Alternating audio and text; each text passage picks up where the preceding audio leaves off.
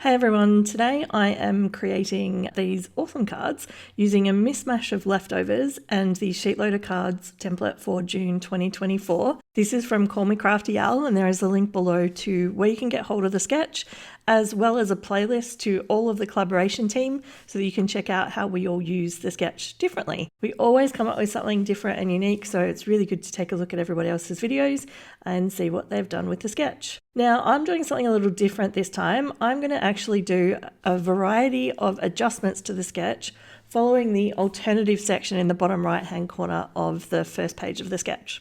So I've decided to use a whole variety of pattern papers here. On the left, you can see I've got some 12" by 1¼ strips. They're from a giant supply that I have in a storage box, and I try and use those as much as possible where there's a sketch that is able to use loads of scraps. But because I'm going to do the variations today, I'm using a piece of 12 by 12 and I've cut it down to be 5¼ by the 6¾ And now I'm running through and chopping up one side of it into 3 by 3" squares. And then I'm going to do 3¼ by 3¼ matting layers for those. So I did adjust the pattern paper and the matting layer size on the front of the sketch just to make it really simple and so that I could get the right number of pieces out of the 12 by 12. If I had done 3" by 3¼ I wouldn't have been able to get as many cards. So just a slight adjustment to the matting layer as well, just for these coral ones. So now I'm going to use some of the coral for the main matting layer for the card, which is just a standard 5¼ by 4".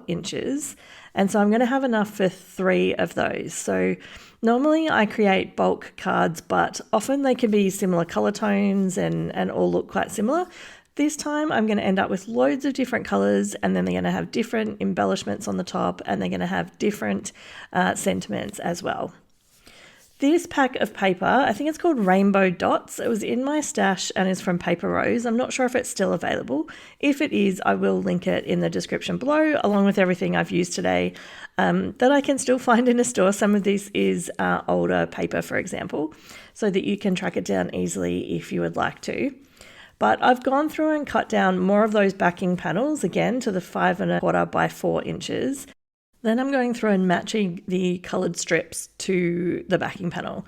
So I guess the thing is I used the striped paper that's in the middle for my inspiration, and then I used the orange and the yellow and the teal colour to supplement it. So you can see here, anytime that I had a teal backing panel, I put a different colour as a strip on top. I don't know, maybe it'll make a bit more sense in a moment.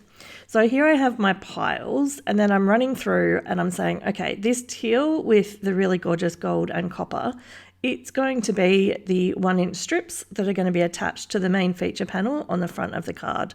So I'm running through here, and this is 6¼ so I'm chopping the end off. And then I'm going to cut through this, and I'm going to have all of these little 1" strips, so 3 by 1". Now, traditionally you could cut this down from a 6 by 6 or a 12 by 12, but if you've got scraps of paper, it will work out absolutely perfectly. Doesn't matter what patterns you've got, but it's quite easy to get a 3 by 1" out of anything that's spare. So I suggest sit down and do some color combinations that maybe you haven't really thought about doing before, and see if you can create some cards with your scraps. Now, I just wanted to show that when I do anything that has strips on it, I do the 2 edges first and then I do the middle second. So you'll see here that I'll put one on the bottom, I'll spin the paper around, and I'll do the other one on the opposite side. And then when I decide which one of these is going to go in the middle, there we go, picked it up first try, it is lined up in the middle so that you've got just even spacing on the left and right. I find if I don't do it that way, then I end up having to trim down the edge of the pattern paper. And if I can avoid a step in card making, then I will absolutely do that. For these, because it's going to be really important that this strip is straight, I'm actually using the guides on my cutting mat. Now, I don't use this very often for this purpose, but I've just gone 2 of the 1/4" like grid patterns. And so where I've put the strip here is 1/2 inch from the bottom of the card. And so it's very consistent across all of the cards. I could have just thrown it on wherever it landed and that would have been fine, but I was actually conscious of making sure that it was quite straight. Otherwise, I felt like the cards might look a little bit wonky. So it doesn't really matter to me that it's the exact 1/2 inch, but because I lined all of them up the same way, they did end up being all consistent. So now I'm just running through, and I've used my ATG for most of this today, and I'm attaching these little design elements to the front. And from this point, it is about trying to work out what am I going to do to decorate the front of the card. So I have a stash of paper rose little embellishment sheets like these that came from a mystery box that I got around Black Friday time last year. And so in there is an absolute variety of bits and pieces that seem to match any color combination of paper that I seem to find. So I was able to use loads of those today, and you will see lots and lots of different patterns. If I can find them, I will put them in the link below. I will put a link below, but I'm not sure that I'll be able to work out what all of these are because most of them have not come in their original packaging. But I promise I will try just in case there's one that catches your attention. So for these ones here, they've got the gorgeous coral flowers and it really does match that background, and with the teal, these are really kind of more of a two-tone. So there's not really that much yellow in these ones, and these are the first ones that I did, so the first 3, and they were a very, very good start. After these ones were completed, I decided to try the first variation, and this is the one where I said I actually have a 3x3 square with 3¼ inch mats. And so with these, I've put them on the pinky color background and then the brown, and I'm working through some of the brighter color design elements. And because I have a bit of a stash of sentiments, and some of them are birthday, some of them thank you, and then I have a container that just has loads of encouragement sentiments in it, I'm able to kind of use different ones and mix and match without needing to actually stamp the sentiments while I'm working on the project. And I tend to do that with a lot of the SheetLoad templates where I actually work through them using leftovers and creating bulk cards, which means I end up with some that are quite different than the others, although I will admit sometimes I do create a lot that are the same. I'm actually very curious if you see a thumbnail that has loads of cards that look exactly the same. Is that one where you think, oh, I wonder how they did that and let me see if I can get some hints and tips? Or is that less interesting to you than when I create cards that are all slightly different? I'm really interested. If you could maybe leave a comment below and let me know, then that will help me decide how I organize future videos and whether I do them a bit more mismatchy like I have today. One of the other suggestions from Alicia was to use some foam tape. And so I've done that here with these circles, and they look super cute when they pop up off the card.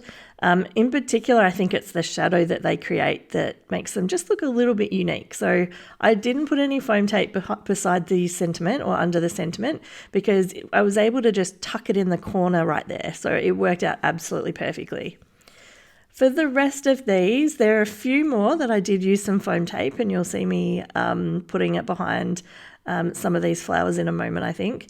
But I just run through and I do them in batches. So I've lined them up based on the color of the card and just with the workspace that I had going on, just to see what I could create using again, things out of this big stash. Like I highly, highly recommend this paper rose mystery box. They don't do it very often, but I've absolutely loved using it throughout the year. You can see up on the top left-hand side the different color combinations of the cards that I was creating today. I did them in stages. So I finished these cards off, and then I think I took a bit of a break and I came back a different day, and then I cut down the rest of the pattern papers off camera, and then I started to go through and try and find items that would really match to the different color combinations. With these ones, these animals are so super cute. They are almost like watercolor paintings, and something that I would not be able to create while stamping, which I think is a really great way to use ephemera. When the ephemera is really unique and not something that you could create yourself, I think that makes it a really, really good choice. There are people out there who can absolutely do I guess you call it like no line coloring, where they stamp in a really, really faint color and then they are extraordinarily talented with either coloured pencils or Copic markers, and then they create these incredible looking images. I do not have that skill at all. I love using my Copics, but I'm really quite basic with how I use them.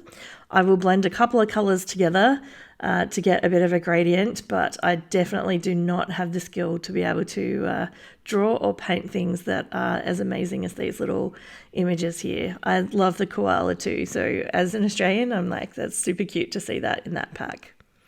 So now I'm moving on to another one of the alternatives, and that is to change the orientation of the card base. So for these ones, I've just moved them from a horizontal card to a vertical card, or from a landscape to a portrait.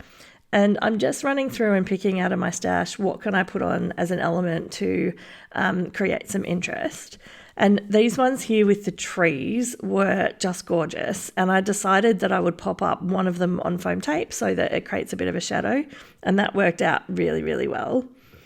For the fox here, I kind of moved him around quite a bit, and I was trying to put him on a lot of the different pattern papers, but unless he was on something with contrast, he just blended in too much. So I ended up adding him onto the teal card, which in the end worked out perfectly. And this one here that I'm doing, and how I mentioned that I'm going to pop this one up on some of the foam tape, I'm trying to use up all my old foam tape squares. I seem to have a stash of, small little, probably 4x4 inch sheets of foam squares. So I'm just working through those and trying to use them all up. But when I was doing these cards, I really hadn't probably considered the fact that those bright orange with the cream dots, it's really quite a strong design. And so when you put something on top of it, it needs to either be something quite big that covers up quite a bit of it, like with this deer, or it actually looks like a reindeer, like it should be part of a Christmas set. Or where I did those trees, if I put anything else on top, in particular the ones on the right that had a bit of an orange colouring, it did not work. So I was able to mix these around a little bit and try out different colour combinations until I got something that I thought worked well. One of the other suggestions on the sheet is to use a different style of sentiment. Now you can see that I've used different ones here in terms of the size of them. So the "You Are So Awesome" is quite big and runs along the whole bottom of the card. And then I've got the other sentiment in the top right that's a couple of lines long and quite small. And then for that one there, you can see I went quite different and I used the "You Are Amazing," and it's a big circle. Now it's probably not my favorite one, but I still like the card, and I think that it would work quite well if you experimented with lots of different shapes.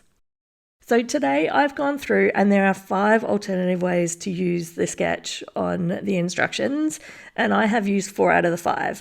So the one that I didn't use today was to emboss the backing panel, and you'd put it through with like an embossing folder or add some interest. Because I used pattern paper, I felt like I didn't really need to use that one. I have put another video here that I think you might enjoy. Have a great day.